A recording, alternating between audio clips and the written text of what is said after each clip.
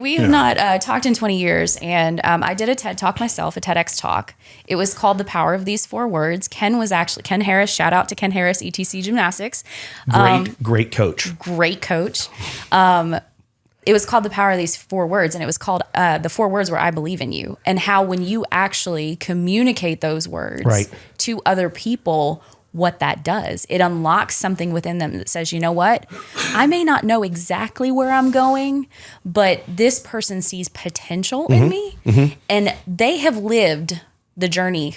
Yeah. If they think, oh, there's potential in me and I need to put one foot in front of the other, and this is the training mechanisms and these are the steps and all the things that I need to do to get there, that's what true coaching is to me. Right.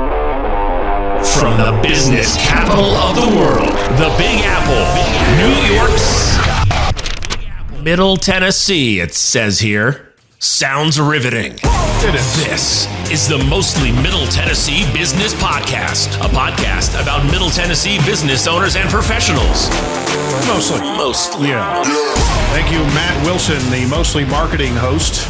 Check his podcast out. He was nice enough to be the voice of the newly rebranded Mostly Middle Tennessee Business Podcast, formerly known as the What's Your Problem Podcast. This is a podcast about Middle Tennessee business owners and professionals. You can check us out and follow along, subscribe at MMTBP.com or Mostly Middle Tennessee Business Podcast.com, which is kind of a mouthful. I am your host, Jim McCarthy, and with JimMcCarthyVoiceovers.com. And today, and also it'sYourShow.co. If you want a podcast like this, make sure you head over there.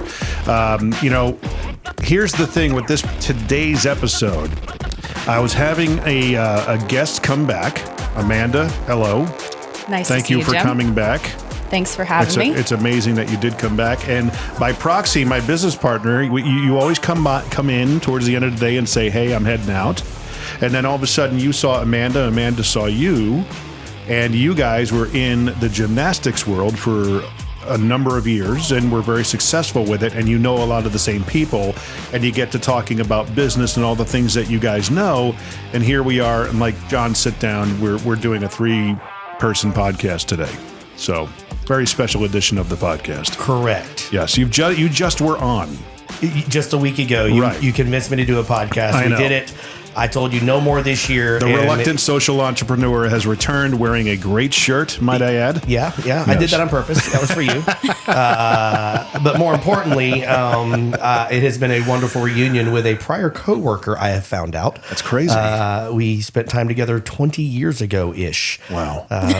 Working together. So it has been a hot minute. That's crazy. Crazy it's a small, I guess it's like radio, very small world. Yeah, the gymnastics world in, especially Middle Tennessee, but even in the region, if you've been in high level competitor mode or high level coach mode, you know all the same people. You have a lot of the same stories, a lot of the same positive and negative experiences, because it's a very consistent theme of how to coach and how to develop gymnasts across the region. And so a lot of the hardships that we faced together, even at separate locations as gymnasts, and then moving in the coaching space, a lot of the same challenges. And so obviously we share a lot more. Well, the impetus of the podcast today was to bring Amanda back on. Impetus? The impetus? Is that the right word? Or the reason? Sure, that works. Is that where the impetus isn't the right word? Have I been misusing so much like a word that I don't want to talk about? So, impotence? Like impotence, yes. But impetus, I think, is the right word. I believe I'm not you. Sure. Let's look it up. Thank you. Before we get started, I got to give Ed Fox a shout out because of the special circumstances that we've come across today with the show. I'm going to forego the dad joke challenge, but that doesn't mean I'm not going to give Ed Fox a shout out for Trade Bank.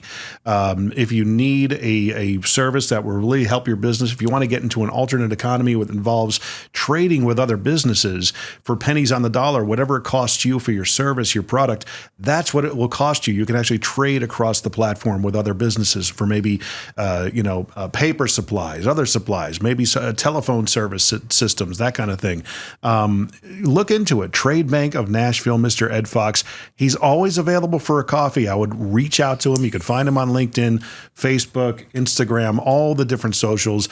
You can't miss the guy. right? Yeah, he is. I'll give a shout out as well here. I have the pleasure of meeting Ed Fox and of having had several conversations with him. He is so memorable. He is an incredible human being, does really good work, genuinely cares about other people. So if you're tuning in and you want to just meet a really cool person that's doing some awesome things in the world, definitely go grab coffee with Ed Fox. I would totally agree. So there you go. On with the show. The reason why we did this is because, as you know, my business partner over here, Mr. John Woerner, is the reluctant social entrepreneur. He's got a lot of things to say. In this episode, we're going to break down what it is to be an influencer, a thought leader. It's an overused, trite, cliche term at the moment. Everybody wants to be inspirational. They want to be a speaker. They want to be an influencer, a thought leader. You see it all over LinkedIn. A lot of self-proclaimed people, people self-proclaiming or proclaiming themselves as thought leaders, influencers. And it's like, you and I were on a LinkedIn audio yesterday morning, Amanda. It was so much fun. It was fun. And I apologize because when you introduced me, I kind of went into this whole thing that was like, let's talk about identity and purpose and what led me up to radio. And I went off on a tangent for some reason. So it was important. It was important to share with the audience. It's really. Yeah, but at some point you're like, okay, just get on with it. I picked up and I'm like, hey, I kind of went off on the rails here. It was just one of those natural tangents that came up for some reason. And I apologize, but it was a really good experience because one of the things that was uncovered. Hey, Joe, I think you're on a tangent right now. I'm on a tangent right now.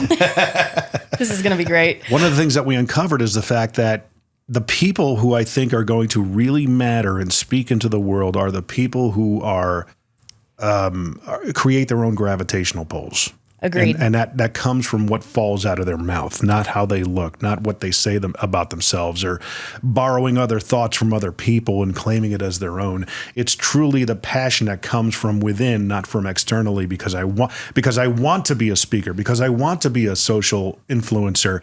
No, those are secondary. First and foremost, and John, you said something amazing on your podcast episode was that how did you define inspiration and influence when it comes to speaking into someone's life? You remember? It was something like impacting their life. You're on the spot. This is when you speak. See, Jim, the thing about this is I'm glad to answer questions. Right. But if you want me to listen to myself, right. I don't really spend a lot of time doing that. You got to. Man. I know. You got to. I don't memorize my speeches. And that's one of the things I will tell you. I'm going to go on a tangent already. We're already here. Let's go. We're here. One of the things I see a whole lot of your self-proclaimed influencers and thought leaders and business coaches, and my real thing comes down to business consulting. Like so many people who are self-proclaimed business consultants have never actually fought the battle it takes to run and own a business. They come out and they're tired of their company, so they quit. And I don't want to work for somebody else. I'm going to be a business consultant. And the challenge I've got with that whole thing is what you find consistently across those paradigms is people who have memorized 4 or 5 cliche stories. And no matter what situation they're in the middle of, they're going to tell you the exact same story they've told 37 other times. And so if you were to trigger them like this, like tell me what your thoughts are on leadership, right? They'll give you a totally pre-written experience. And I don't have a problem with the same message being given again and again, because a lot of times the same message requires 10, 15, 20 times being repeated. To be able to get it through, like a gymnastics coach, I can tell you to point your toes 1,000 times. You still have to hear it every single class. Yeah. It's just the way it works. Counterpoint, if that's all they understand is their stories, right, and they've sold themselves so much in the stories, there's no growth in them. And in order to be an effective leader, you have to always be growing. You can never stop growing and lead because you got to be out in front, always taking the next step. And a lot of these people sit in they waddle in their little space of what has worked for them 10 years ago, and they don't move. And that frustrates me. And I can call out those tangents because those tangents come. And instead of looking up to the left like they're creating something, they're looking off to the right like they're just trying to remember the words they like to use when they're telling the story. They're trying to think of how they're going to respond instead of listening. Right. That's a drop right there, man. I apologize. See, I already started with the tangent. I should have done that. See what I mean? This is why we need to have him on the show. So to give a little context, guys, so like he was mentioning as far as gymnastics is concerned, we've both been gymnasts. We've both done other sports. Yes. We have also coached in different capacities. I have not coached team per se, but I have coached. But you totally could have, I'm sure. Probably. Not in today's space, by the way. That's fair. But there's a lot of really incredible lessons that former athletes gain throughout their training experiences. And, to your point, leadership, having a really good quality coach, oftentimes the goal is how can I take this individual and give them and pour into them, all of the belief and the experiences and the consistency and the discipline that they need to get from point A to point B based on our own experiences. And then at some point, this is why many, many teams have multiple different types of coaches. Right? Because those coaches have the ability to bring a different, unique perspective, past experiences. But ultimately, like with my clients, what I want them to do is outgrow me. Right. Like get to a point where foundationally I can give you everything that I've learned. Right. Well, let's first define what coach is. Because one of the things the reason why you came on today was to talk about authentic influence. And that's your thing that you're going to run with in 2024 that you told me about. Yeah.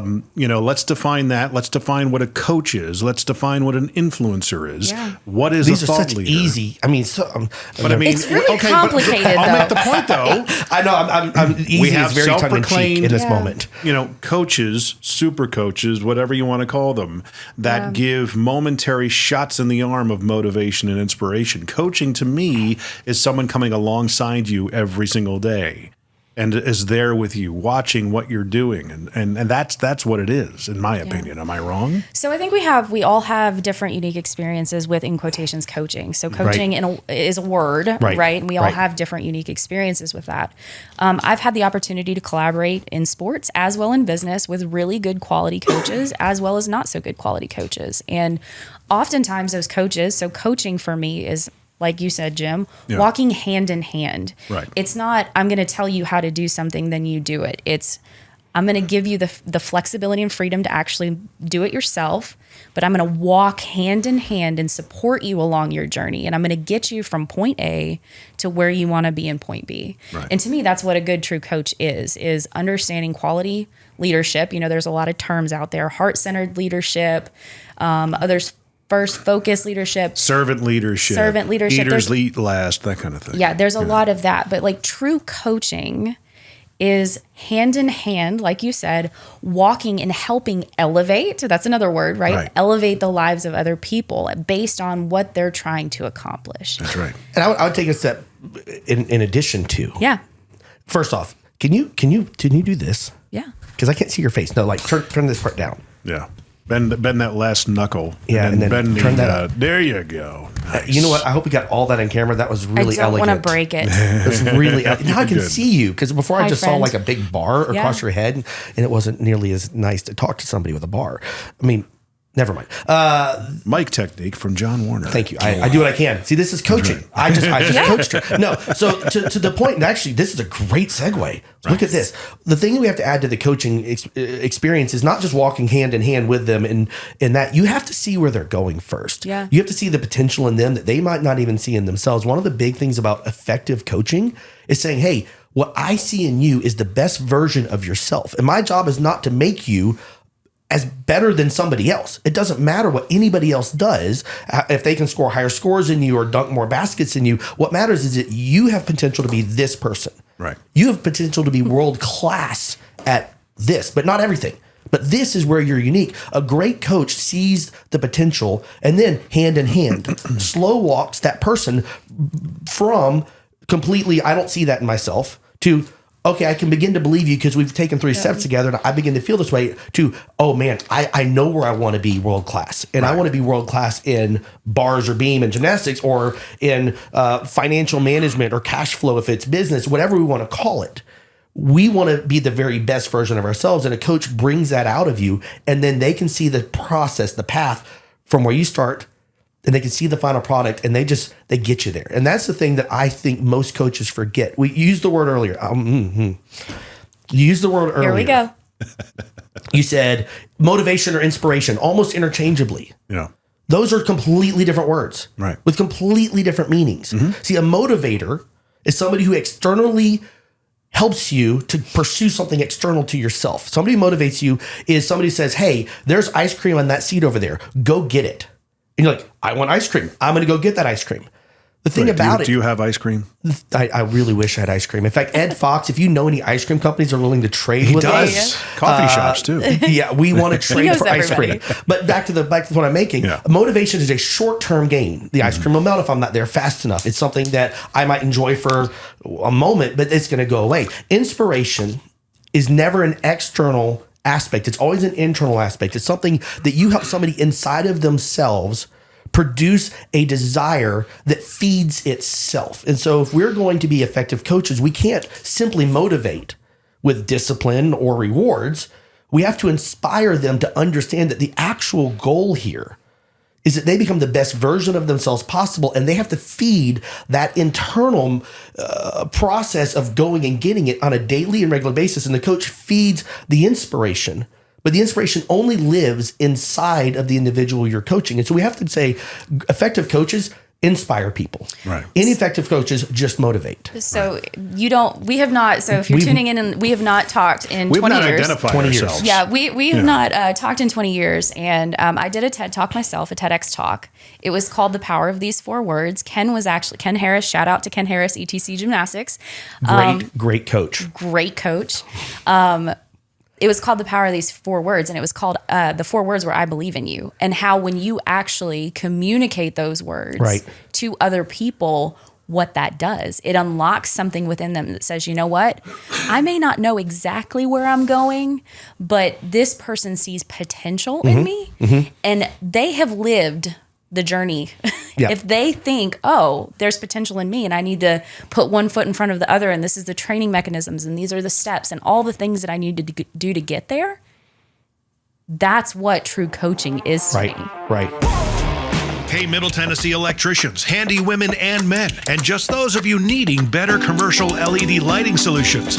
Yeah, I know, there's so many of you. I have to tell you, there's another option than just the big orange and blue box stores now. Try j2lighting.com. At j2lighting.com, we have the latest technology in all types of commercial LED lighting, from UFO high bays, drawers, area lights, and shoeboxes, right on down to a slimline wall pack that doesn't look like a fist coming off the wall like most other wall packs do. You get what I'm saying, right? Many of our fixtures are wattage and color temperature selectable, which means you have more control over the brightness and appearance in your dark spaces. Check us out at j2lighting.com for a great local source for your commercial LED lighting ideas, even full color light show dreams. Yeah, totally. That's the letter J and number 2 lighting.com.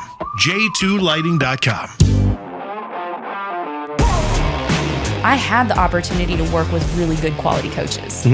You had the opportunity to work with really good quality coaches. You know, I started gymnastics at 6. And so having that instilled in me at such a young age, I've been able to carry that into my life and understand from a business perspective what is good quality coaching and what is not so good quality coaching. But a lot of people, I recognize a lot of people haven't had that opportunity. Right.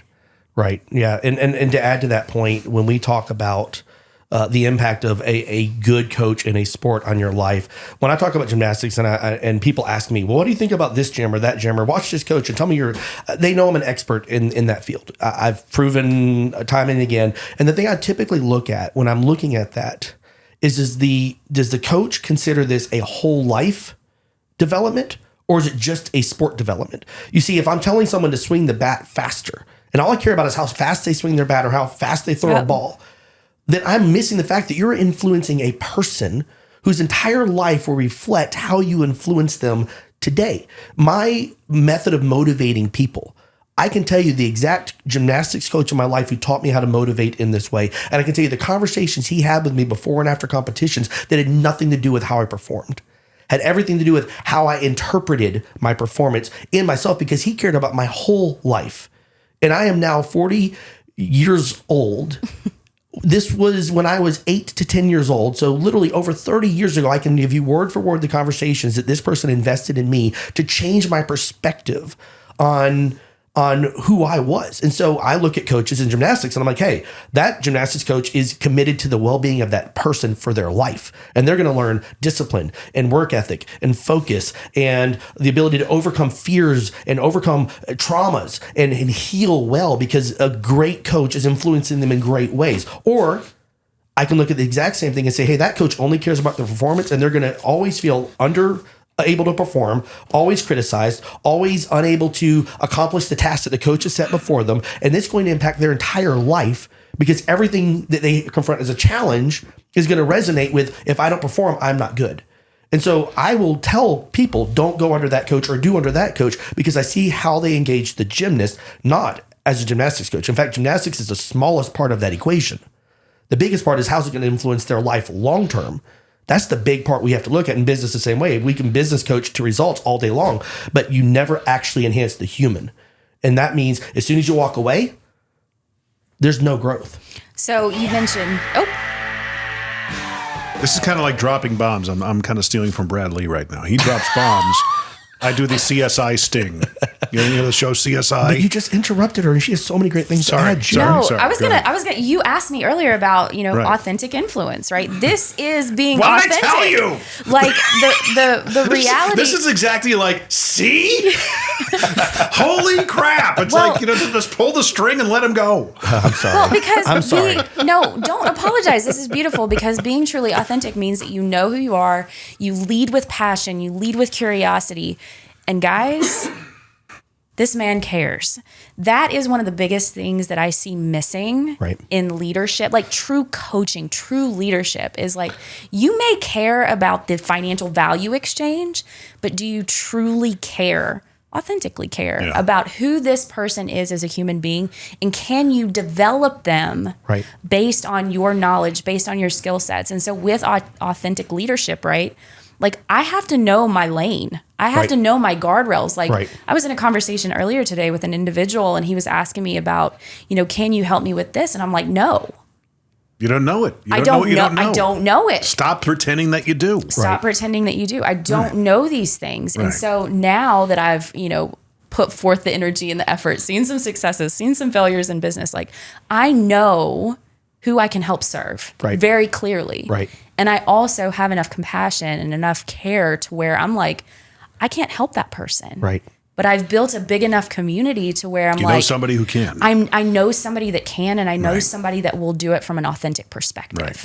And will truly care. Because, it's really interesting what people can actually do when they feel safe, when they feel loved, when they feel like they can show up as their best selves. And like the thing about, and I'm going to bring back gymnastics because, of course, why not? Sorry, Jim.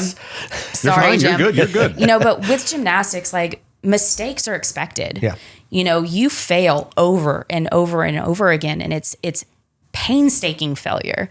Sometimes you can overcome a challenge and you're like, okay, well, I can get to this skill, or I can do X, Y, and Z. Sometimes you just can't get there without an outside perspective, right? So everything is driven internally from gymnastics, right? But coaching is, how can we pour belief into people? How can we pour compassion and love? How can we give space to individuals to actually fail regularly? And how can we get them to a point where they're able to overcome this massive challenge? And that, to me, like when I'm thinking about business coaching, there's so many principles in there that I know a lot of people haven't been exposed to, but I've been blessed to be exposed to those things. And now I'm like, okay, so we have a unique perspective because it's ingrained in the DNA of how to coach people through failure and allow them to pick themselves up and actually keep things moving, but be compassionate and loving in the process. In gymnastics terms, when you're an early gymnast, a low level, and you're competing for the first time, and this totally translates well to the business world, your biggest focus is not falling. A low-level gymnast, they just don't want to fall. They don't want to have the 5/10 deduction, not realizing that they're going to get that same deduction from like 100,000 other things in the routine because they're so worried about not falling, they're forgetting to perform well. There's a whole message in that. Yep. But then as you grow in your knowledge of the sport and you get to the upper elite levels, then your only goal is just to hit once. You got to hit the skill in a competition. So you might fall 4 out of 5 competitions, but man, that competition, you hit your skill, you are totally excited. Man, I hit it. I hit my routine. I hit the whole thing. The falls that occurred along the way are not your centerpiece. It became about getting to the goal of the expectations that you had been hoping for and training for your entire life. You're doing elite level work. Better than 99% of gymnasts will ever touch. And your goal is just to get there. And in business, that translates to the people who are not afraid to fail and take risks and take chances. But boy, they're so focused on the goal of getting to this position or this product set or this quality of follow through or behavior or customer engagement. And their whole effort as a mature businessman is to get to that point and just get their business there. And the failures along the way are not the things that stop them, because it's just part of the process. In fact, you go to a level 10 competition in the mid-state nowadays, it's different than it was back before. There's been a lot of improvements recently in terms of expectations and how it's communicated. But I'll tell you, you go to a level 10 competition, which is the one level for Olympic level for those who don't know. A lot of them laugh through the entire competition. They're throwing the vault, they've landed on their head, they get up, they just start laughing it off. They fall 3 times, they just laugh. Why? Because for them, they're there with their friends, with people they've invested their whole life together with, and they look at it and they say, you know what, I'm here to have fun. I'm here to do my very best. I'm not here to show anything new to anybody, except I just want to be the best version of myself I can be. And if I don't get it, I can either get angry and cry, or I can just throw it off my shoulder and move forward. And that's what they do. And I love watching. It's so much fun to watch as a coach. So I can dive into something totally different. You ready for me to kind of take a little bit of a diversion here? Sure. So you were talking about like level 10 gymnastics. So yes. I was a high level competitive gymnast, and I always remember being on beams. So for those of you that are listening, that are like, oh, I've watched gymnastics, a balance beam, like that was my favorite. So if you're tuning in, like I was a nut. That is weird. I loved beam is nobody's favorite. I was the beamer. I loved the balance beam. But one of the most critical things that I learned that I think a lot of business leaders can take from this experience as well is when you're on a balance beam, it's 4 inches wide. Mm-hmm. You know, you've got to stay laser focused for a lot of different reasons, mainly to not get hurt. Yeah. But there's a lot of noise around you. So gymnastics meets can be really loud, meaning there's music going on. There's, you know, sometimes people in the audiences that are a little bit crazy. There's a lot of outside noise. So I think a lot about this gym, about this specific topic that we're talking about. There's a lot of noise on social media. There's a lot of things going on in the ecosystem right now. Good, bad, and different, right? Some people are using it for really positive influence. Some people are using it to become influencers. And I think about that experience, about how laser focused you have to be as a high-level competitive athlete so that you don't get hurt, you don't get injured, you don't fall. Mm-hmm. And I think that there's a lot of lessons that we can take there about in our business, there's so much noise. But if we get laser focused, we have the right coaching, we have the right environment, we can shut all of that down and achieve better results than we could possibly ever dream of with trying to encompass all of this other stuff going on. Talk about the surface level attributes of some of the people that we see out there. Yeah. Okay, John, you and I, we examined some of the pieces that they put out, promos, reels and stuff like that. Some of the guys are dressed very sharply. Some of the guys are ripped. They've got, muscles and veins popping out. Apparently the bald thing is very big if you're a bald male. Well, see, none of that's going to work, Jim. You talked about creating your own gravitational pull. Right. I am sized best to create my own gravitational pull. This is where I'm going. Okay. If you see somebody that shows up because you really don't care. I've known you now going on 6 years. Yeah. Okay. Right. And the first meeting that you and I had was a big deal where we had to meet with a school. You got in front of a CFO. You don't give an F or a D about how you dress. What are those letters mean, Jim? You're just kind of like, you show up, I'm here, it is what it is.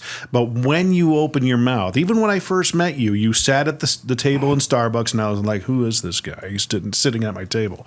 And it turns out we were supposed to meet you and get you involved and stuff like that. But the minute you opened your mouth, it was like, oh, okay.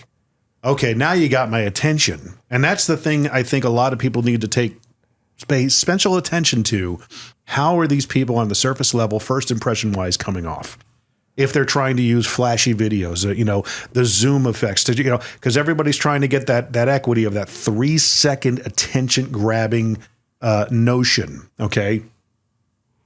What falls out of your mouth is what matters, is what I'm trying to say. Yeah. Because, if you can dress and look the part, and, there are people that do, they hit all those, they check all those boxes, and the things that fall out of their mouth really do matter. Like, I think Brad Lee's one of those guys. He's got the stripes, man, and his opinions are his opinions, and it works for him and everything. He's got a look. He kind of looks like David Beckham, right? I don't know. Somebody compared it. Somebody said that he looked like that. I'm like, I could see that. But he's got that. There's a surface level first impression engagement that happens with a lot of these guys. But then you further investigate. Some of them do it for shock value. Okay, they say things and do things for controversy. I don't think there's no long lasting aspect. There's no legacy there. There is, but it's not deep. Yeah, does that make sense? So I'll jump into here. I'm not going to talk about individuals or all of that stuff, but I will see. Like, oh, please do. I will not. Start with Jim. I will not. Well, because here's what I do find value in. I find value in people that are truly authentic to themselves. I may not agree with them, right, but I find people that are living their true authentic lives, who they are as a human being, what they stand for, what their values are. I may not approve or agree of what they say, but I appreciate that. And so when I think about influencing all of these things, there's the influencer, which is solely just trying to trade attention for likes. They're trying to be an influencer. And this is in general. This is like, all sorts of like fashion or, it's a shock value thing. What I've been exposed to and what I find a lot of value in is true thought leadership. And so that's a word that's also getting thrown out a lot as well. Right. But having the ability to sit down with somebody and they live their authentic life, right? Like if I started wearing sparkly shoes, like I was told as a corporate professional, sparkles is not part of how I should portray my personal appearance. Yeah. I'm like, okay. This is what I find comfortable. I was a gymnast. Right. Sparkles is part of it. It's part of it. Right. The TEDx on your shirt's even sparkly. The TED is sparkly here. Yeah. But that's where I'm going at is like, who are you as a true, authentic human being? What are your experiences? What is your knowledge based off of? And how are you going to use those key nuggets to actually help serve? Right. And help other people.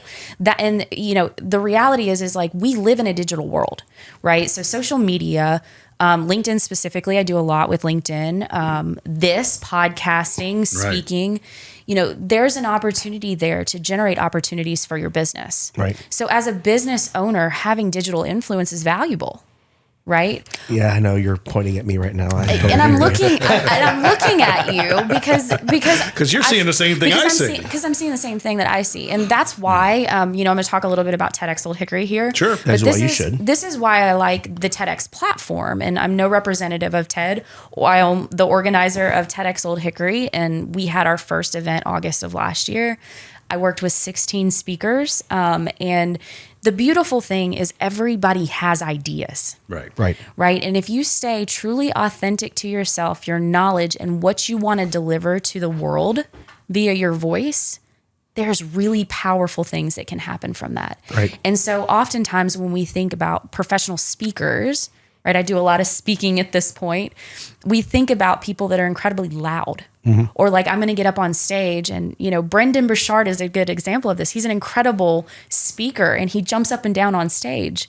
But if I tried to compare myself against doing that, I'm like, that's not me. Yeah. That's not me. Right. But if I show up and I teach, that is me. Yeah. So how am I going to build influence is based on who I am, what my voice is, what ideas I have, and not just comparing against all of the other noise. Right. And more or less through conversation. So like my speakers, every single one of their talks will get published. We have 14 out right now. One of them was on the editor's pick, which was amazing. Nice. The other two will get released also through kind of that scenario. And what was so beautiful about this is I worked with them for 5 months, and it was pulling out their true authentic stories or their true authentic ideas. Mm-hmm. Because some of them felt initially like they needed to be a certain way or deliver a certain way. And what was based on what they saw on other platforms from TEDx. Based on what they've seen. Right. We all do this, right? It's like, oh, well, this is what I can see and this is what, I can understand. So this is what I think I need to do. But what's so beautiful is when they actually leaned into who they are and how they wanted to deliver things. Man, it was incredible. Their true selves came out. Good, bad, and different, but right? You're skipping over the important part of this conversation. they had somebody speaking into their space that could see who their true self was even better than they could. We call that effective coaching. We're back to that original story of you saw something in them, and based on your history of knowing great coaches and observing great coaches and seeing what they care about, you said, hey, who you are is not who you can be. Let's take you step by step by step. Don't reinvent yourself as somebody else. Be the best version of yourself. It's not competing against anybody else. You're just trying to be the best version of you can be. You'll always be world class at something. Yeah. As long as you know what that thing is and really pursue it. That's a good point. To Jim's earlier point, we talk about these influencers. I will say there's a danger in the perspective of everybody has value. Mm-hmm. And I appreciate what you're saying, because everybody as an individual human does, and they have great value. As an influencer, they don't. Because I've watched these influencers speak messages that have been terrible business or culture or innovation hurts. Yeah. It's like seeing a bad gymnastics coach and you see it come and you're like, I will never put my kid in that program because I see they're going after all the wrong things, because it's going to hurt my kid lifelong. Yeah. And so we have to be cautious that just because they are living themselves out, it doesn't mean that they need to be an influencer as themselves, because there's a sense in which they could influence other people to be like them. Yeah. And that can be very damaging. So what irritates me, and Jim will tell you this, I don't listen to many of his podcasts of all these business people he listens to, because I can't handle some of the things they say. I'm like, if they pursue that to the end extreme of what that would do to their business, they're going to destroy lives.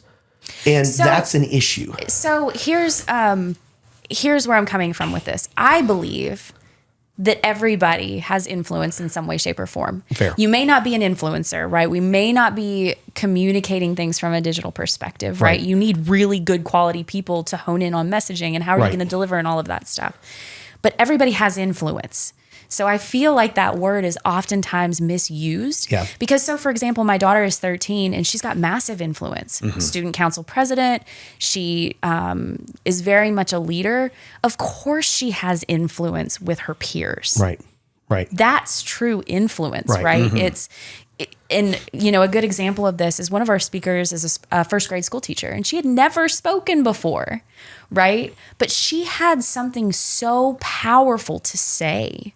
Well, to be fair, she does speak every day in front of a class, but not in front of adults. And honestly, kids are much scarier than adults. Adults at times. But doing public speaking, it can be very scary if you're not used to being on a stage. Mm-hmm. I had a lot of fears around this and had to work towards it.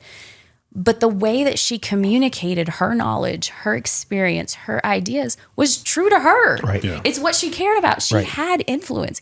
Is she sharing all of this on social media? Probably not. Right. But she has influence. So that's the piece, is like, as business leaders, as business owners, as parents, as coaches, whoever we are, right? At whatever we're doing at any given time, we have influence as human beings, and we've got to be very cautious about how we use that influence. And that's incredibly powerful. That's what I'm trying to say. Is some people need to use discretion in their influence style and speak to the things that they are great at, and I think a lot of people are just going for clicks and likes, and be okay with the things that are not okay with. Right. And to your point, you earlier made the comment that you intentionally told somebody earlier that you don't really fit their avenue. I respect you for that. Yeah. Because I will listen to you more when I know that you have focus on what you're great at. What I don't respect is some of the people I listen to online who feel that they're going to be the expert in any field that they come up against. Well, here's the thing is that, we talk about, and this came up yesterday, and I kind of went off on a tear, is I can't remember what the question was, but they said. So hold on. We were doing a LinkedIn audio room, which is called Backstage Speakers Lounge. I'm running it once a week, one day a week. For a year, I'm committed to that. Every Thursday, because I want to bring people together that have interest in speaking. Why? Because I get a lot of questions about TEDx Old Hickory, and I just want to make sure that I have a platform for people to actually understand true influence and how do you use your voice to go about doing that. So for anybody that's tuning in, that's what we're talking about.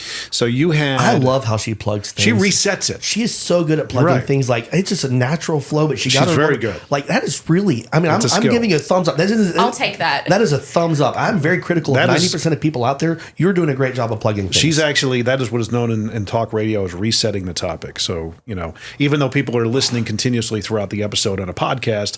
In radio, if people were to kind of come in at a certain time, which is what they do because it's live, you'd reset the topic, but that's a good practice to get into. There was a question that prompted my response yesterday of, if you start to speak on stuff that you don't know about, or start putting out content or posts about things that, okay, you know, I'll be the guy who alludes to certain people. Person of interest, for example. Okay, there's a guy out there that puts out courses who he himself is not a person of interest. Does that mean he could speak with authority on teaching people how to be a person of interest? So I'm not diving down this rabbit hole. I know. But what I'm saying is, my point is, people's BS meters are so highly attuned. Yeah, you're gonna uncover you're gonna be found out. They're gonna know. You can't fake it. So I think we're at a place right now where people, you know, authentic was the number one word for last year. A lot of people using that in a lot of different capacities. I believe it was the number one. So what does it mean? Authentic. Okay. but where I'm going at with this is, like, people are really looking for solutions. Right. People are really looking for problems to be solved. Right. People want to be cared for. People want to feel like the people that they're doing business with really, truly are going to help them. Right. And we as leaders... And not try and sell them something. And not try to sell them something. Right. That's part of it. There has to be a mutual value exchange, right? Right. There has to be a mutual value exchange.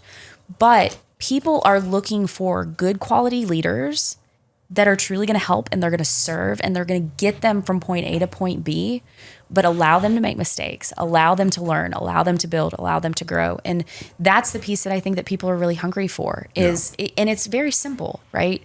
We need leaders that truly care. Right. We need people that are truly compassionate about who we are as human beings. You know, if you show up authentic and I don't agree with you, okay, cool. Right. Yeah. Like, right. You're living your truth. Okay, cool. Yeah. I don't have to agree with you, but I can respect you. Right. Because you are who you are. Well, there's a great thing in a shared goal too, because you can come at it from different angles. I mean, Jim and I could have we're business partners. We could have a fight over something. Right. And walk away shaking hands, not because the fight was the problem, but because we both knew that the end goal for our dispute is the better success of the whole of what we're engaged in. We're responsible. We've got 16 employees. Their well-being matters a ton to both of us.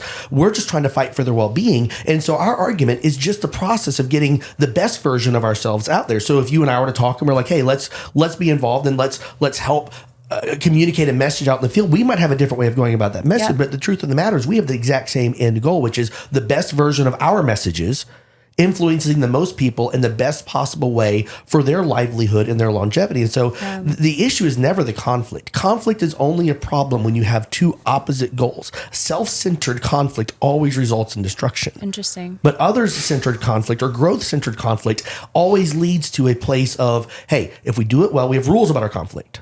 Mm-hmm. But if it's others-centered about the best version of ourselves we can be, then it really is just water under the bridge. So I heard this phrase, or I made it up. I don't know where it came from. We'll give it to you. It is your phrase now. So I've really been digging into this. Clarity is kindness. Mm-hmm. So clarity is kindness, meaning... I like that phrase. I'm gonna write it down.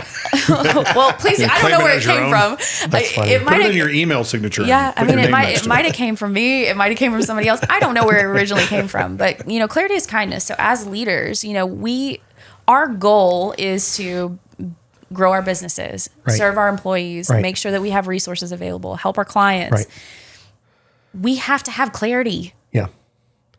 Period. Right. Yeah. Clarity is kindness. So oftentimes I see, and I've made this mistake before, where I don't show up authentically as myself, meaning like I feel like something's off, but I keep moving forward. I'm like, oh gosh, and I think we've all been in these situations where it's like gut wrenching and you're like, oh, I'm just going to keep moving forward. That's not living authentically with integrity, right? Like you're continuously doing these things and then something comes up. You're not clear. Mm-hmm. You're not showing kindness because there was no clarity around the situation. So in 2024, I'm leading with that is like, clarity is kindness. Right. It's my job as a leader to ensure that there's clarity here with myself, with my community. So through my digital perspective, because I do have personal branded website and LinkedIn and all of these things. You crush it, man. Thank you. Yeah, LinkedIn, you're crushing it. Yeah. And that's a tough medium to crush. That's a good thing, right? Yes. Okay, cool. Yeah. Yeah. I mean, that's what the kids are saying. But here's the thing. I've built that community organically. Slay. My daughter, if she hears this, she's going to be like, absolutely not, she's Mom. She's going to be cringing. So she's like, this is cringe. This is so sus. That is not cool anymore either. That's not a good thing. She won't think you're bussing? I don't even know what that means. You know, I chuckled earlier because I was thinking about John getting up on stage and speaking. Have you done it before? You've spoken? Have you speaked? Like on stage? Yeah. A couple of times. Okay. I don't have any fear of it. I can't imagine you would. Yes. But it's funny if all of a sudden this starts picking up and you're going to show up how you show up. 100% of the time. It'll be shorts. It could be flip flops. You'll be wearing a t-shirt. It could be a hoodie. And it's like, this is like getting back to the story I was telling before about him. He gets in front of a CFO of a major local school and he's dressed like kind of probably even worse than college, be specific. College, yes. Right. And you were dressed, I believe, even worse than you're dressed now. Who knows? Right. Sure, I don't pay attention. And it's like the person that's like, oh, this better be good. You know what I mean? That's what you lead with. You're like, okay, I've shown up to talk to all you guys dressed like this. I know what you're thinking. What I have to say better be good. And you need to lead with that every single time. You see, I don't... I will tell you, when we talk about business consulting and bringing a consultant in specifically to your company, a lot of us think everybody wants to be cared for. You made this comment. Everybody wants to know they're making good decisions, have somebody outside of their little box, their little bottle, who can see the label and understand what's going on, offer them guidance and clarity, and they're moving forward. Clarity is kindness. And so they're looking for that person. But when they think of a business consultant, they look at the movie Office Space, which is where they bring in these consultants and basically turn the company over to that person. That person comes in and just shakes the whole world up. And then somehow, maybe or maybe not, they have a better company at the end of it. In Office Space, they did not have a better company. See, effective consulting nowadays is not about turning over your business to somebody else to fix. It's about bringing in that right coach who can take a look at the whole of your company with transparency. It has to go both ways. You have to be transparent about your company. You can't show them all the pretty pictures, but none of the trash, because they can't help you then. But they see everything, and then they communicate to you, hey, together we can get here. And we do one step, but it's always the business owner who wants to be the one taking the steps in today's world. Where maybe in a prior world, it was always them not knowing how to take the steps. So they back off and let somebody else take the steps on their behalf. And so it's much more important for a hand-in-hand approach to business development and leadership versus a standoff, let me come in and fix your company, and then I'll leave, and then you'll have a better company. Because we all have to understand why, not just the what. Right. And the why comes with a step-by-step coaching style approach to business development, not a here's what's wrong, fix it. And so it's really a whole lot like this gymnastics term again. Right. I'm not coaching to the skills. Because anybody can come in and tell you, hey, your numbers are off here, your turnover is too high, your revenue to profit margins, they're not working out. Your cost of goods is way higher than it should be. You need to either raise your prices or lower your cost of goods. I can come in and look at all the metrics all day long, but I've done nothing to help you as a person. And the thing about it, the reason I invest in companies, the reason I do business consulting with the few that I do, is because I want their employees to come to work loving their jobs, because it's a healthy and a safe space for them to work in. They get to go home and they get to love their families better, because they aren't coming home so exhausted from inadequate leadership or inadequate work resources or inadequate clarity about their job. Clarity is kindness. They end up broken, and then the family is the one who hurts from the brokenness that the job is providing. For me, all of my consulting efforts come back to, hey, a great leader in your business, a great business owner, people who have been properly coached and developed in the best versions of themselves that they can be, they're going to produce a workspace in which people want to be there. They wake up in the morning excited to go to work. They work a job that they understand the criteria of their job, the expectations of their job, with clarity about their compensation, with clarity about their role and responsibilities, with clarity. They come in, they do their work. They come home and they're not exhausted and stressed and angry and hurting their family and their children and creating a jaded future for their family because they weren't well managed in the business. Right. It's all about effective coaching. Well, and on the flip side here, so as a whatever you want to term, service provider, coach, consultant, there's a lot of different terms that oftentimes get thrown out there. Some things mean things different. Let's use the word expert. Thought leader. Right. So here's the thing: as that individual, I have to be hyper aware and very, very clear on how I can serve people. your skill set and your skill set, Jim, are very different than my skill sets. Right. And I have to be very clear, clarity is kindness, on how I go about. How many times hashtag, I'm going to have today? like a shirt. I'm going to have a shirt. But I have to be very clear to my connections, my community, digital presence, Right.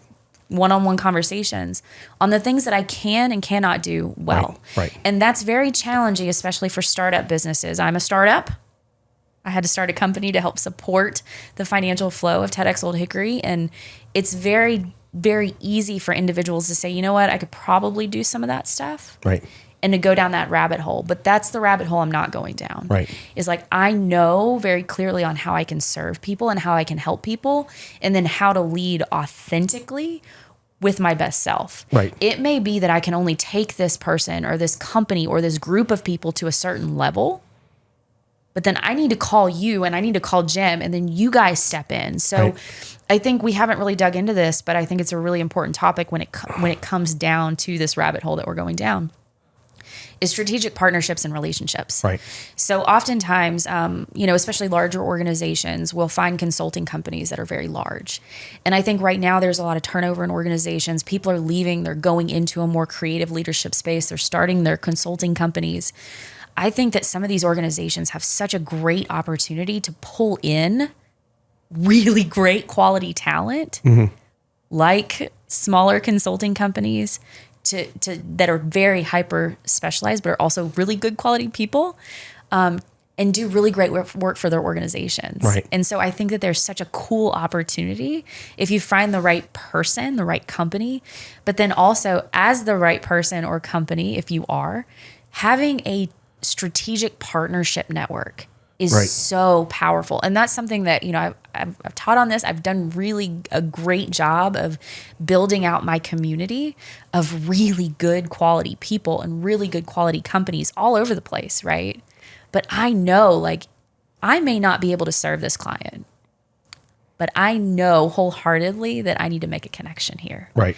And that if you're tuning in and you're a solopreneur, you're an entrepreneur, you're a small business owner, like, I would encourage a little bit of focus this year on building out those relationships and that strategic focus of like partnerships. Right. Because I think we can do a lot of really cool work together.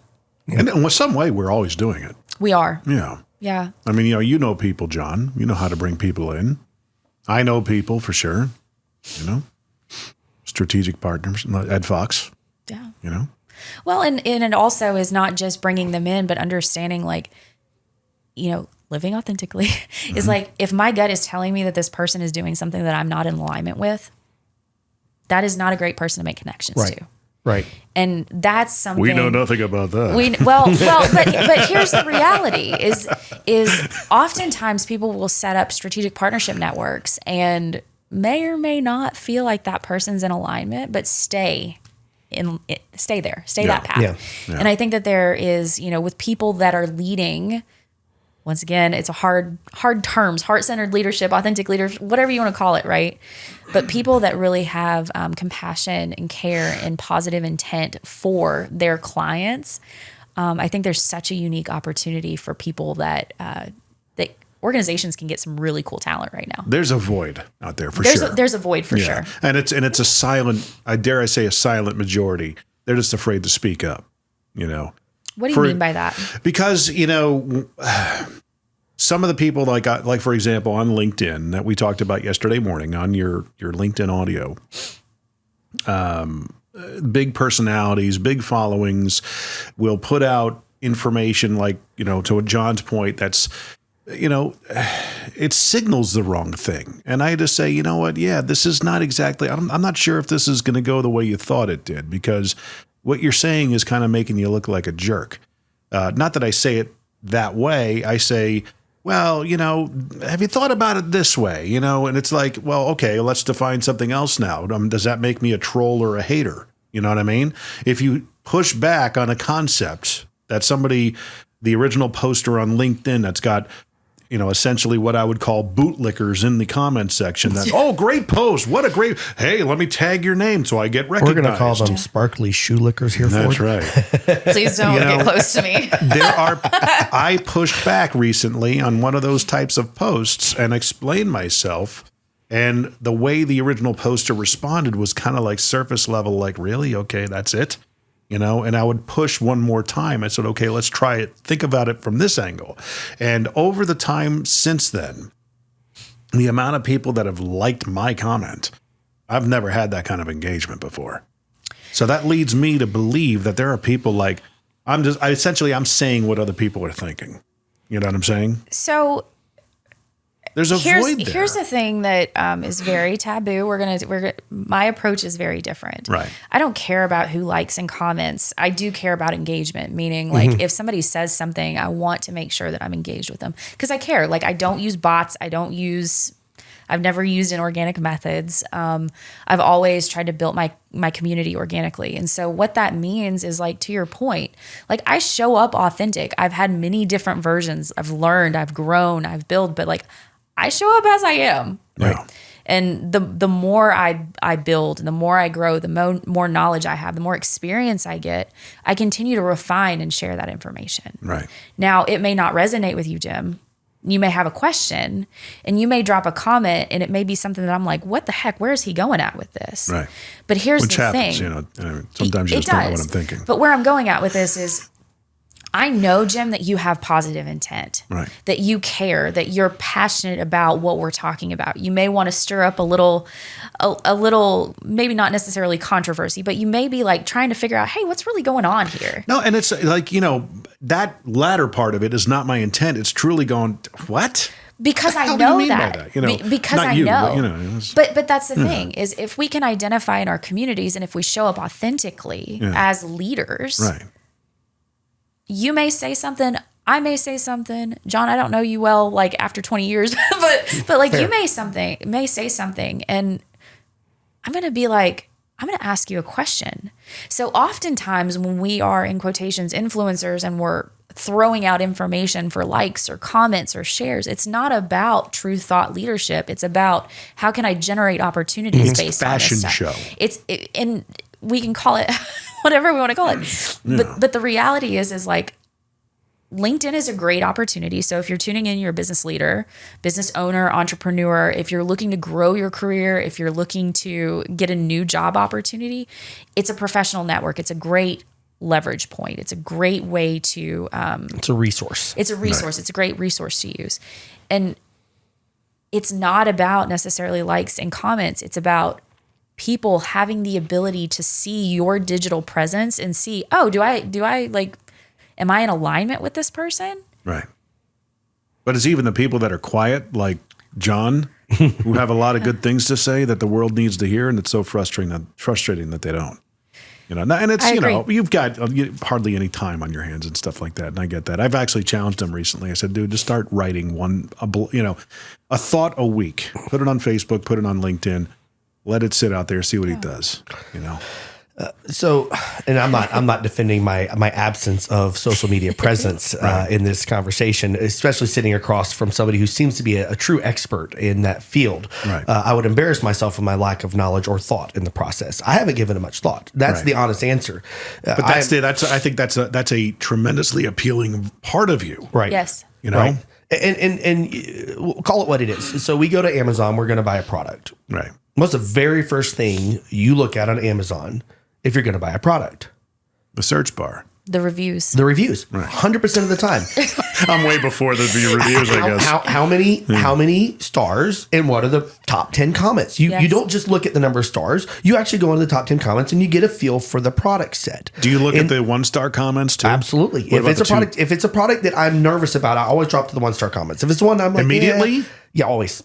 But you don't look at like a handful of the 5-star comments first? I go first to negative. If it's something I'm anxious about, like it's a $500 item that probably won't work. Right. I'm going to go to the 1 stars and look for all the reasons not to buy it. Right. If it's something that's $15, I'm like, yeah, it's a cool toothbrush. I'll go to the 5 stars and say, how cool is a toothbrush? Right. You know, and that's the thing that we do also with the likes and the comments in the posts that we read. You know, do likes matter? Do comments matter? Absolutely. Engagement matters more than anything because it's not going to show up in my feed if there's no engagement. Right. But then the next thing I'm going to do is I'm going to take a look at what is that initial reaction, that initial response to that. Before I begin to even spend the time it takes to really unpack the idea or the thought, I'm going to do a little investigation around what I'm seeing. And so the top 10 comments, how many are getting, like which 3 comments created the biggest firestorm? Like in the NFL right now, it's huge things happen in the NFL. Yeah. I'm a football lover. All these coaches getting fired. Nick Saban retiring. Big news. When there's all these announcements, I'll go down to the comment section and I'll look for whichever comment has like 183 responses. Right. And I'm like, uh-oh. That hit a nerve. This hit a nerve with people. Yeah. Let me go understand the nerve that it hit to see if it gets me involved. Interesting. And if it doesn't, I'm not going to spend a lot of time because the things that are triggering out of whatever presentation doesn't actually engage me at all. And so for me, I'm very selective about what content I consume because I'm not a content generator. Right. I think maybe content generators are a little more open-minded about what they consume because they're trying to get a feel for the whole market of content generation and honing their skill set. But for me, I'm just going for the 2 or 3 things that might interest me. And otherwise, I'm not interested. I am the peripheral to the content generators, where I think you probably have a much better idea of what's happening in the content because this is your livelihood. Me, I don't want anything to do with it, but it seems to be I have to. So I approach things very differently. So like my response may be very different than what you're probably thinking here, but like, and this is good, bad, and different. This is what I have found is like authentic to me. Like I don't have a scheduling strategy.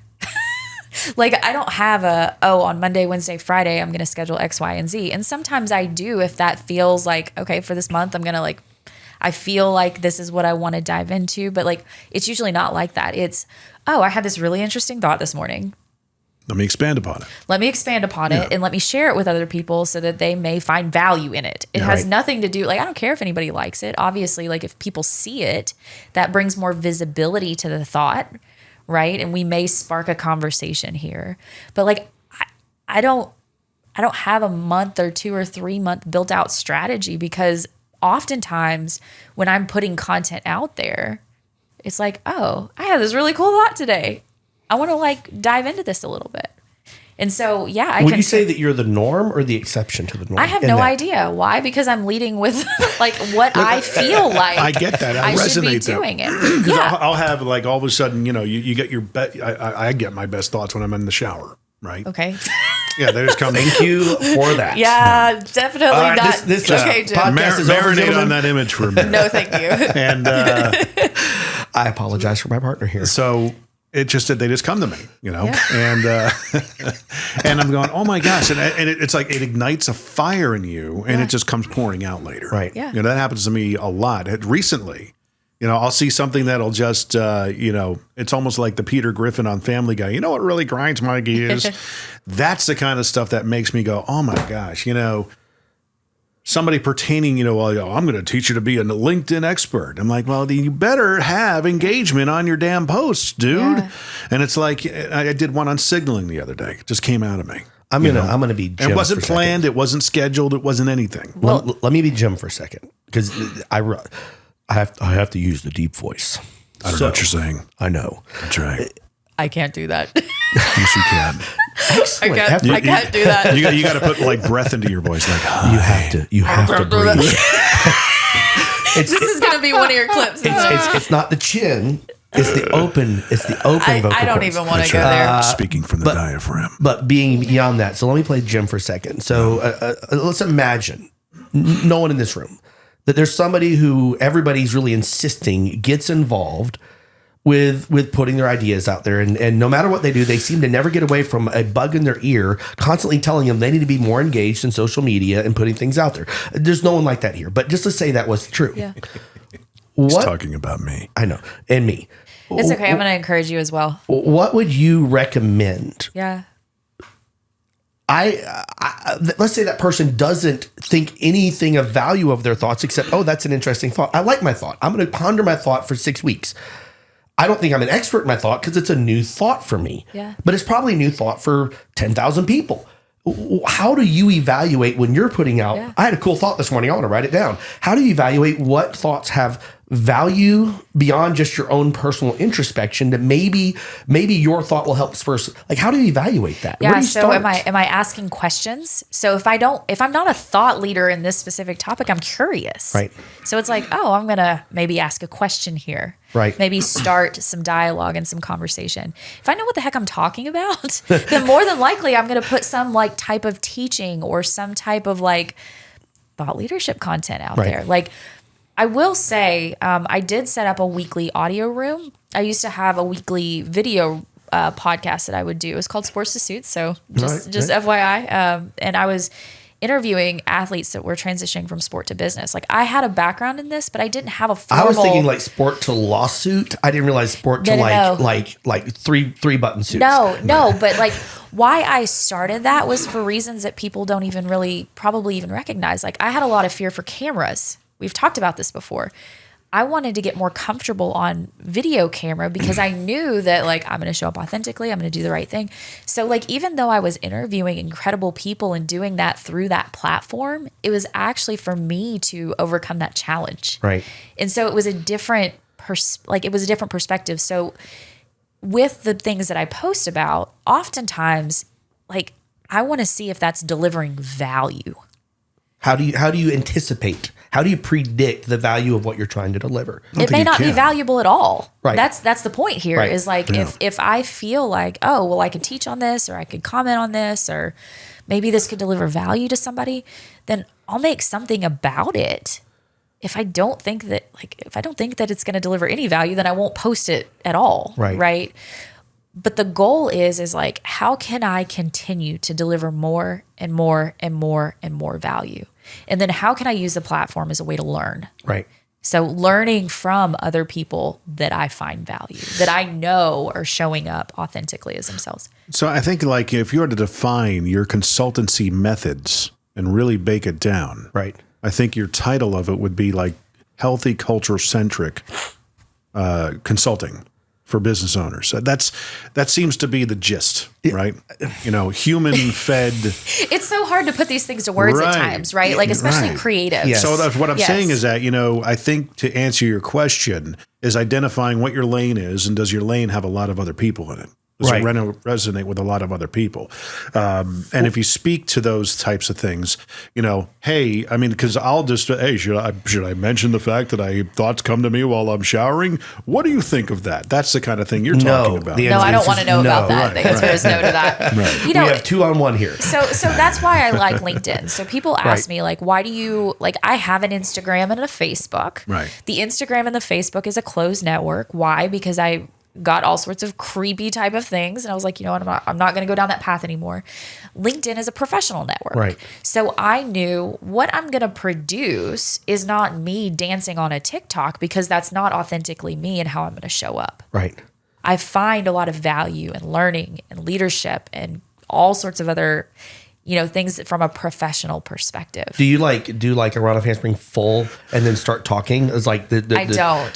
That would be kind of cool. The trigger point, like they see this girl like on LinkedIn, like doing a full and like walking towards them, like, let me tell you about running your business more effectively. Just like I ran this tumbling test. That's actually not a bad idea. That's a terrible idea. So I don't think it's a bad. But here, okay, so because that's a cool aspect of it that people may not be aware of. So I am an adult woman now, so that the full is not an option. Right. We'll just go there. But I have considered maybe doing a cartwheel here or there. Right. And that's kind of cool. But then it's almost like, how do I feel about that? Right. Like, I don't know. I'm not quite there yet. Go ahead. So oftentimes, like when we're speaking or when we're, putting content out there, there's this concept of clear versus cloudy. Do I feel clear on being in this lane, or am I cloudy in this lane? Right now, me doing a cartwheel across stage to like, hey, I'm going to come speak and I'm going to do a cartwheel. I'm not clear on that. So if I were to do it right this minute, I wouldn't be living authentically or with integrity with how I am at my core. Can I do it? Yes. Does it mean I should do it? Yes or no? I think it'll set you apart. No, if I see you cartwheeling out to the mic, that'd be kind of cool. But here's the thing: people take you as seriously as you take yourself, and that can be a win or a loss depending upon what you're trying to portray.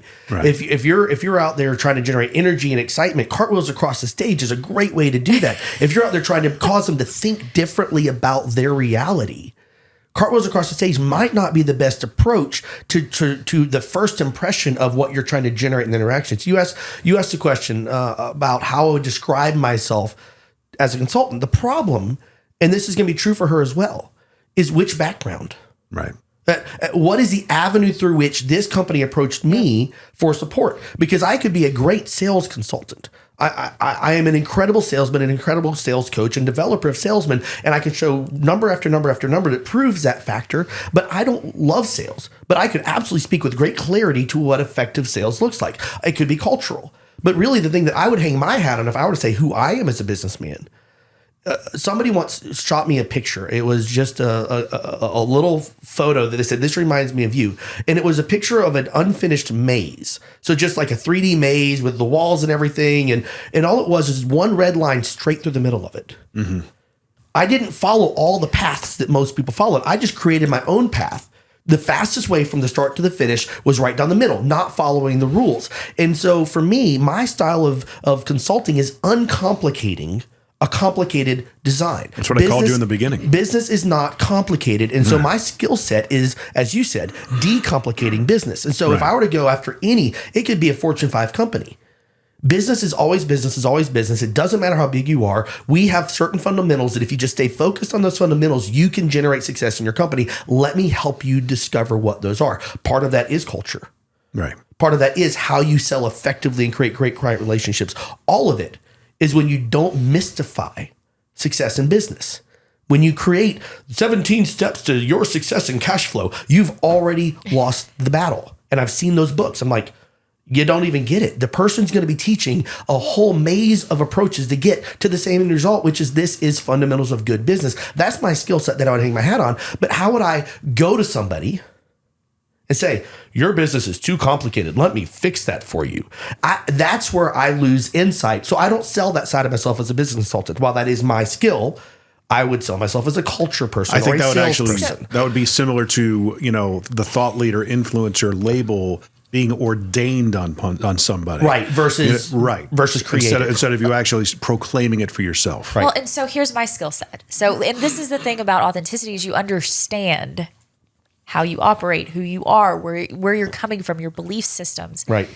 I can take complexity and create uniform and structure to it. Right. Like very clearly. Right. And that plays in a lot of different lanes and a lot of different areas. It means a lot of different things to a lot of different people.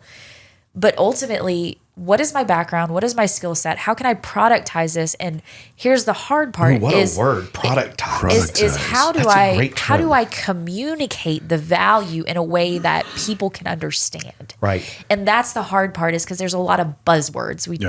There's this bridge between the value that you can deliver and what the consumer can understand the value that you deliver is. Right.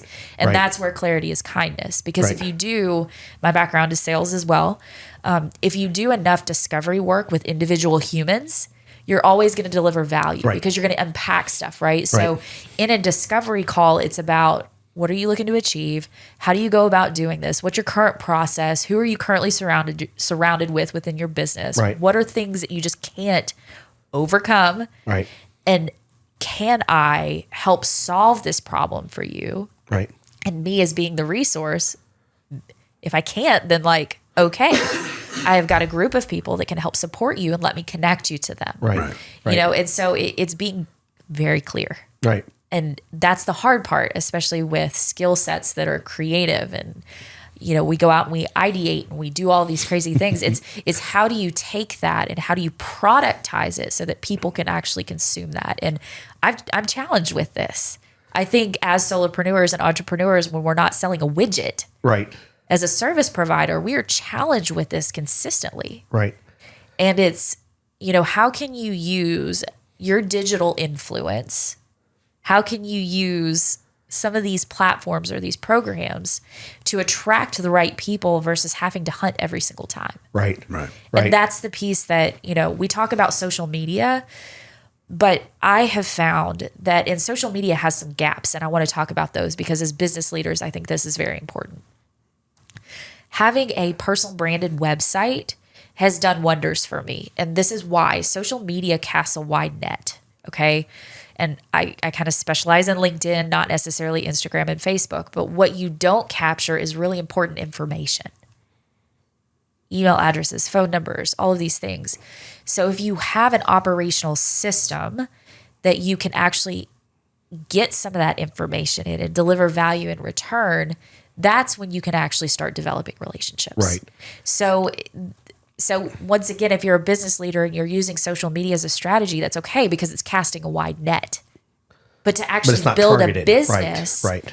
That's not the best way to go about it. And so that's a mistake that I have made, that I've put now operational systems around, is how can I attract the right people, bring them in board into my community, deliver value, and then ultimately over time potentially have a mutually valuable business relationship. Yeah. Yeah. And I will say, we talk about buzzwords, and I think one of the biggest complaints I've heard in this room consistently is buzzwords are unclear. Mm-hmm. We use thought leadership and servant leadership and all these like 17 kinds of leadership. You know what it is? It's leadership. But we put these words on it to help specify and like say, hey, my version of leadership sits over here. And that might be different than his version of leadership. That's how I am setting myself apart from him or her or them, because ultimately it comes down to the concept of what is it that I want to identify. But the result is everybody stops reading the first word. They don't even understand the intent of what a thought leader might be versus a servant leader versus a corporate leader versus whatever word we want to use. And so we lose all the value. But then she makes up words like productize. And I love that word because that word is so clean and clear, and it's not. You know exactly what it is. I immediately caught on to it. I've never heard that word in my life. Now, you might not have made it up, but I'm going to give it to you today. I did not make it up. It's a great term. Ideate. The word ideate is a term that I first read in Now Discover Your Strengths, a book written about 20 years ago. And you took a test to figure out what your specific 5 or 6 things that made up your DNA. And I am an ideator. That is one of my things. And I love that term because it's not somebody who is just creative for the sake of creativity, somebody who says, hey, here's a new way of thinking about an old problem. We have an idea, but we're using it as part of a solution set that we're able to construct. And so these terms mean so much more because they're logical to the person who hears them. And so I think part of our challenge, especially consulting space, is you walk into a room and like, well, we've been told we need to spend a whole lot of time on business development. Synergy. Okay. I love that word. Help me understand what that word means. Yeah. Well, I don't know what it means. That's what somebody told me. We have a business and needs development. Right. Yeah. Get to it. And we have to work on the terminology because the terminology is angering. It's ambiguous at best. Because it has lost in the effort for clarity. It is totally clouded. Yeah. I don't like you. You keep adding all these terms to my world. So this is what I do. I'm going to push you to think, though. I do like you. FYI, for all who are listening currently, I think she's pretty awesome. I'm going to be mean to her because I'm mean to the people I like. That didn't work out well either, did it? Never mind. Hey, it's okay. I know this for a fact. I know how I show up. So your opinion is valuable to me, but I am what I am. But this is all really good stuff, right? Because as business leaders, all of us is like, what's your problem, right? That's the former, we all have problems that we're trying to solve. So I would encourage organizations to tap into the mind of some of the resources that are available. Right. Start thinking through what are some different strategies or some unique perspectives that we can bring into this organization. Yeah. And I'm going to do a plug. You ready for a plug?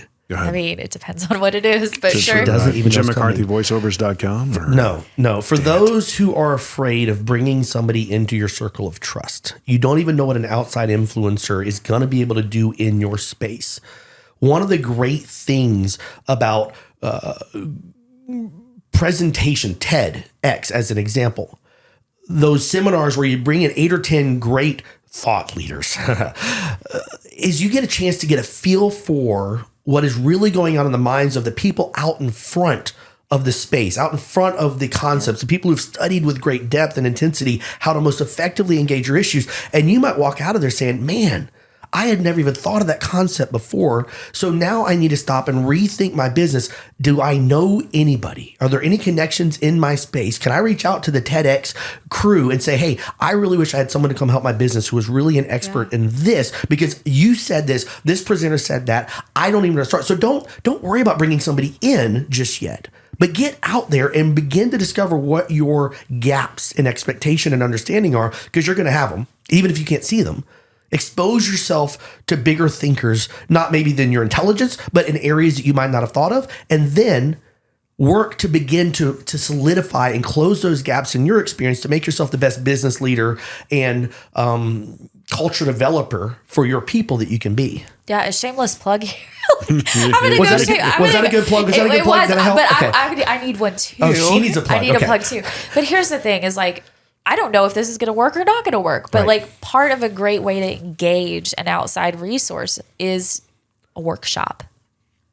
Like bring somebody in for a day that can pour into your organization, a select group of people within your organization. See if they're a good fit. Right. Can this person really drive value? Right. So it's a very easy way to engage an outside perspective. Then there may be a deeper opportunity available for a relationship. It's called a first date. A first date. So here we go. TEDx is a dating app. No, that is a no. My business is not TEDx. So my business is Create and Innovate Solutions. TEDx Old Hickory was a project outside of that. But like the reality is like tap into some of these resources. Right. There's some really cool people out there doing some cool stuff. If you need to know some, call me. Like I've got some really neat connections in these spaces. But there's, I think as, businesses, ultimately, like this is the woo-woo side. Like we are stronger together, yes. Like woo-woo, this is the woo-woo side. Woo-woo girls. Like we're stronger together, but like we have to get really creative and innovative on how we go about solving our business problems. And I see a great opportunity for people to develop digital influence, including yourself, my friend. So maybe I can help you on this, but like leveraging a digital perspective to generate inbound opportunity. Right. And you've got a bunch of incredible people in your organization. If you don't, you should reconsider that. But if you have incredible people in your organization that really truly care and want to share, like if you have policies around, like it's a cool opportunity. Yeah. To do really amazing things. Yeah, I mean, I have an incredible organization. I have a business partner who talks about his showering habits too much. That's right. But outside of is there a policy that like no, nor will there ever be. Is there a policy to stop that? We need to create a policy that only work thought has to happen while at work. Yeah. Nothing happens at home. I'm start getting him on video next. You watch. No, but I can't even respond to this moment. To your point, I absolutely support the concept of a peripheral mindset as you're beginning to engage the intimacy that real coaching requires. I mean, that's the thing about it is coaching is a level of trust and respect. And I give you an example. So back to gymnastics, we're going to circle all the way back around. Full circle. Wrapping it up. Yeah. I'm teaching a girl or a boy or anybody. But in this specific scenario, this conversation I had earlier this week with a girl I was coaching.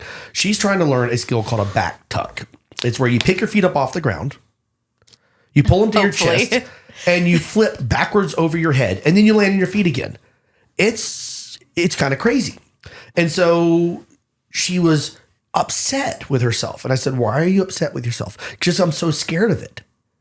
I was like, fear is not the problem here. Let's take a look at anybody who's not standing right in front of you right now, and you're to go out there and say, okay, I want you to pick up your feet. I want you to flip backwards over your head and land on your feet again. What are they going to tell you? They're going to say, absolutely not. Why not? Because I'll die. Correct. The fear is a great thing because it keeps us from putting ourselves in compromising situations where, in this scenario, you'll die. But what's different about you than all of these people? Well, you've had someone like me who has invested in you. You've learned to trust me with these other skills we've developed together, your round-offs and your handsprings. And as we've worked through other skills and other events, we built a trusting relationship. Now you have to know that I'm an expert in back tucks. And I've taught you all the things you need to know to take that step. You're not like them. So your fear is normal. Fear is fine. You're going to have to trust me to help you to choose to push through that fear and try the skill anyways. And in this specific example, she did a great job of actually throwing it, trusting that I knew because I'd built a long-term trusting relationship. And in business, we have those same fears of letting outside people come in and influence how we run our company because it's natural and it's healthy. That if you own it and you're the one head down and it's your livelihood and your family's livelihood and your employees' livelihood, not to let other things step in. And any smart person will be afraid of letting outside influences directly control the success of the company until that outside influence begins to build that trusting, ongoing, committed relationship to your success. And you say, okay, I trust you. So I'm going to take this step forward and go for it. So there's a really great example of the physical coaching. So I want to bring physical coaching into this because in gymnastics, it's very physical. Right. Meaning when you start out these skills, there's a progression to it. And so when you're coaching a back tuck, oftentimes you'll put, a hand behind the back and then you'll make sure that you can flip the legs over and then you can, grab onto the child when they land so that they're not, falling on their face, all these things. And then over time, the progression is, okay, well, we're going to go from, helping stabilize the back and flip the legs over to we're just going to stabilize the back. Right. The hand is just going to go on the back. Right. And then the coach is like, okay, I think that you're ready. We're just going to maybe put a slight hand touching the back, but we're not going to fully push the child over. Right. And then it gets to a point where the coach just puts the hand near the back. Right. Right. And then the coach and the gymnast are like, okay, we're both ready for this thing. Yep.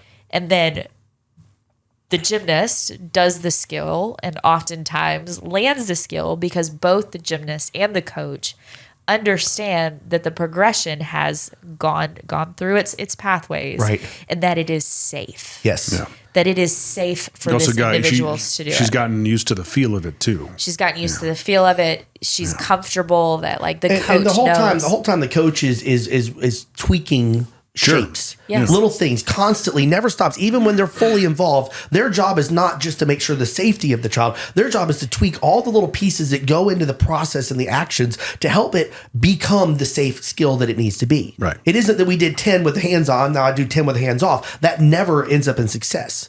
It's always 10 with the hands on. And the 10 I'm doing hands on, my job is not just to hold the hands there.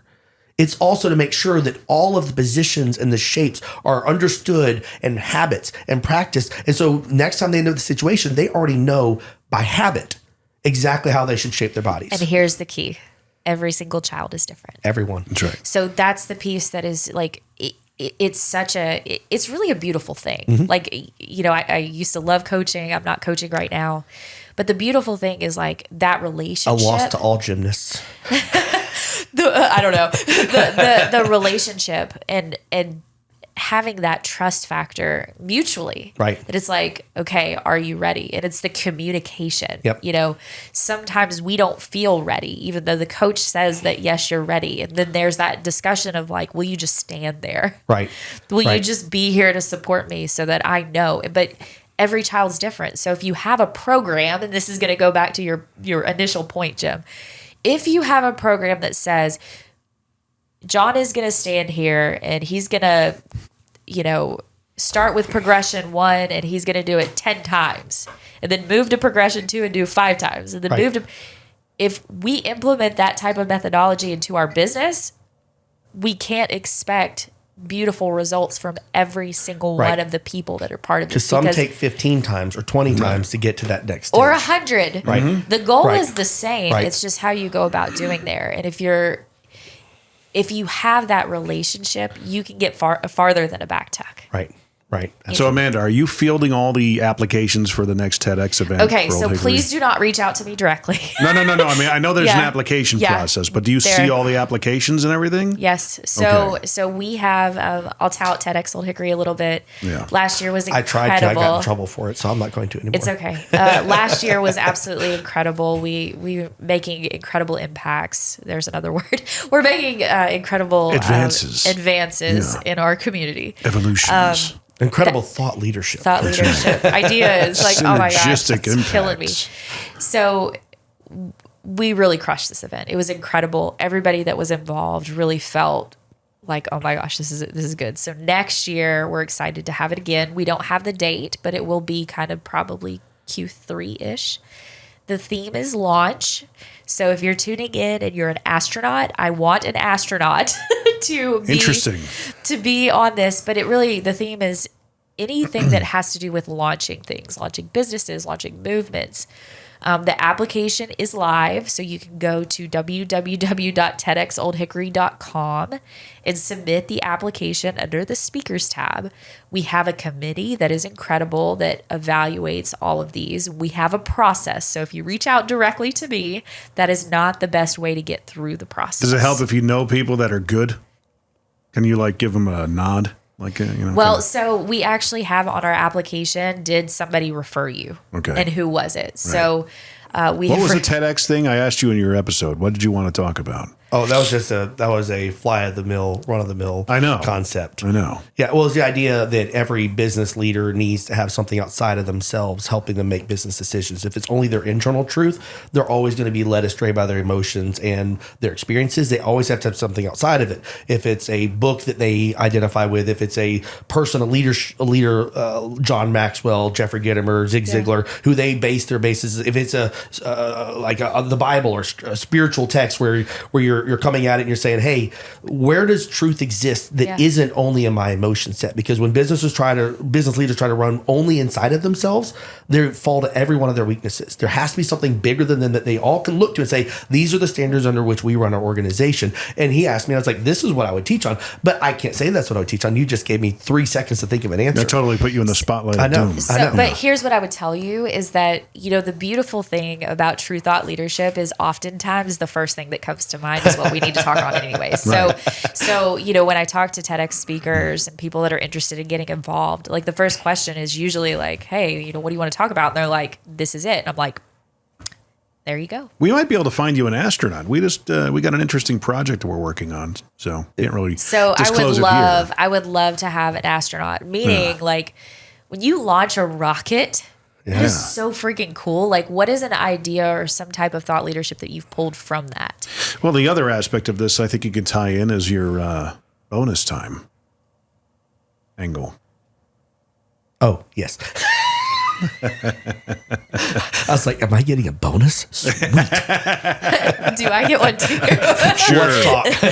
Something to merit, Jim's handing out his bonuses. No, Jim's referring to my heart attack and how I should have been dead. And now I'm living in that bonus time at the end of a soccer game where you don't really know how long it's going to be, but you're gonna really try hard to win the game in that last few minutes. But think about all you've launched. I have launched a lot in the bonus time. Yeah, no, trust me. He's still trying to get me to speak at your convention, and I'm sure I'm gonna. Your convention. I'm gonna have I'm gonna have like an application on my desk fully filled out tomorrow for me to sign. I guarantee you that's what's on his mind here. Is that so wrong? Come on. Well, you're in luck because it is a form online, so you're good. But I would just say, like, if you're tuning in and you're like, I've got a really cool story.